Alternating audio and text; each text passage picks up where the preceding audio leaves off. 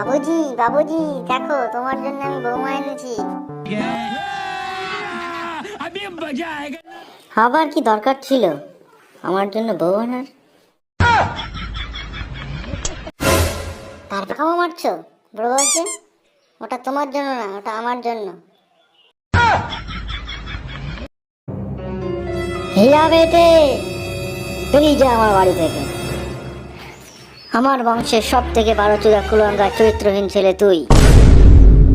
আর তার থেকেও বড় চরিত্রহীন হলো ওই মেয়েটা যে তোর হাত ধরে চলে এসেছে। কোনো জায়গা নেই তোর এই বাড়িতে, নিকল যা লাউড়ে। বাবুজি, সঙ্গে করে 2 লাখ টাকা আর 1 পেটি বিয়ারও এনেছি। আমি জানতাম আমার হিয়ার মতন ছেলেই হয় না। বাবুজি,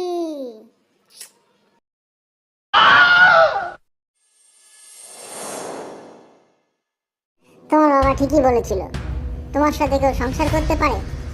তোমার না আছে মন, না আছে ধন, আমার টাকাগুলো সব গায়ে মেরে দিলে। তোমার থেকে আমার আগের বাড়ি ভালো ছিল, চললাম আমি। আমি ওর জন্য কি করিনি বল, তাও আমাকে ছেড়ে চলে গেল। দেখ ভাই, সবাই তো কেন চলে যাবে? আমি ওর জন্য নিজের বাড়িও ছেড়ে দিলাম। ও তোকে ভালো, ও আমাকে ছেড়ে দিল। আমি ওকে দুবেলা খেতে দিতে না পারলেও একবেলা চোদন কম দিইনি। আমার কথা শোন, তুই আগে বল ও কেন আমাকে ছেড়ে দিল। আরে চুপ চুপ, আবে কালা হেলা ওরা। তুই আমার কথা শোন, তুই আমার বাড়ি ফিরে যা।